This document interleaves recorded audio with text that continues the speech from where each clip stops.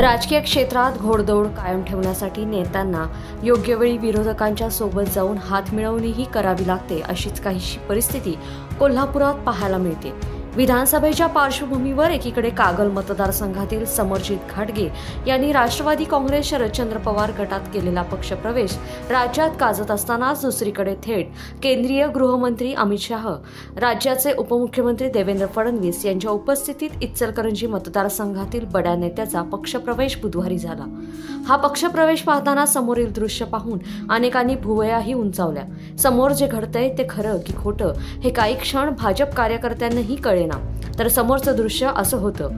इचलकरंजी विधानसभा मतदारसंघात गेल्या 3 दशकांपासून एकमेकांचे कट्टर विरोधक असणारे आमदार प्रकाश आवाडे यांचा हात हातात घेऊन माजी आमदार भाजपचे माजी प्रदेश उपाध्यक्ष सुरेश हाळवणकर यांनाच आवाडे पितापुत्रांना भाजपमध्ये प्रवेश देण्याची वेळ बुधवारी आली। आवाडे यांच्यामुळेच हाळवणकर यांची मोठी अडचण झाली होती, पण बुधवारी भाजप प्रवेशासाठी हाळवणकर यांना घ्यावी लागलेली भूमिका इचलकरंजी विधानसभा मतदारसंघाची राजकीय समीकरणे बदलणारी आहे। आजपर्यंत इचलकरंजी विधानसभा मतदारसंघातून आवाडे हाळवणकर यांनी 3 निवडणुका एकमेकांच्या विरोधात लढवल्या। 2009 आणि 2014 अशा 2 सलग निवडणुकांमध्ये सुरेश हाळवणकर यांनी प्रकाश आवाडे यांचा पराभव केला। काँग्रेसचा बालेकिल्ला असलेल्या मतदारसंघात सलग 2 वेळा कमळ फुलवल्यानं भाजपमध्ये आपोआप हाळवणकर यांचं राजकीय वजन वाढलं। पण 2019च्या निवडणुकीत हाळवणकर यांची आमदारकीची हॅट्रिक रोखण्यासाठी आवाडे यांनी काँग्रेसच्या जिल्हाध्यक्ष पदाचा राजीनामा दिला। काँग्रेसला सोडचिठ्ठी देऊन त्यांनी हाळवणकर यांच्या विरोधात अपक्ष म्हणून निवडणूक लढवली आणि आवाडे यांना आमदारकीचा गुलाल लागला। 2019च्या निवडणुकीनंतर आवाडे यांनी भाजपला पाठिंबा दिला। त्यावेळीपासूनच त्यांचा भाजप पक्षप्रवेश होणार अशी चर्चा होती, परंतु त्यांना हाळवणकर यांच्या पक्षनिष्ठेने आजवर रोखून धरले होते। शेवटी राजकारणात निष्ठावंत नेता पराभूत झाला आणि आवाडे यांच्या पक्षप्रवेशाची ती घटिका आली। आवाडे यांचं स्वागत करण्याची वेळ हाळवणकर यांच्यावरच आली।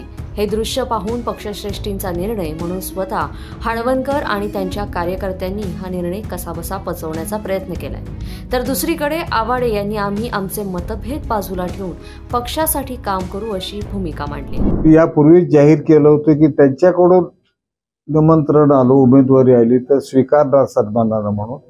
त्याप्रमाणे त्यांनी त्यासाठी हात पुढे केला। आता त्याप्रमाणे मीही त्यांना सांगितलंय की आमची काय हरकत नाही, आम्ही राहुलसाठी आम्हाला उमेदवारी द्यायसाठी म्हणून आमचा आग्रह होता। आम्ही जाहीरही केली उमेदवारी त्यांची, ते त्यांनाही मान्य आहे। आता पुढं आता आम्ही भारतीय जनता पक्ष म्हणून एकत्रितपणानं आमचे स्थानिक पूर्वीचे नेते आणि आमचे इथं काही मतभेद असतील पक्षीय लेवलला, व्यक्तिगत काय असायचं कारणच नाही, तर तेही आम्ही बाजूला ठेवून एकसंघपणानं आता भारतीय जनता पक्षासाठी काम करणार आहोत।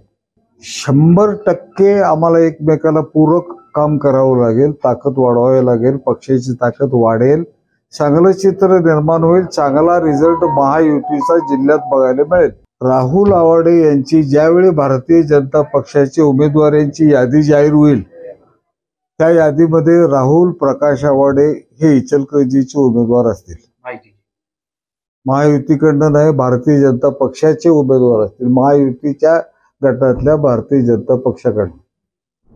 एकीकडे कट्टर विरोधक भाजपमध्ये आला, त्यामुळे हाळवणकर यांची नाराजी दूर करण्यासाठी पक्षश्रेष्ठींनी त्यांच्या पुनर्वसनाचा शब्दही दिलाय, पण तो कधी पूर्ण होणार याची काळजी हाळवणकर समर्थकांना लागली। तर दुसरीकडे हाळवणकर आपली ताकद पणाला लावून आवाडे यांचाच प्रचार करणार की अंतर्गत वेगळी खेळी करणार हे आता पाहणं महत्त्वाचं आहे। लोकमत.com साठी कोल्हापूरहून मी दुर्वा दळवी।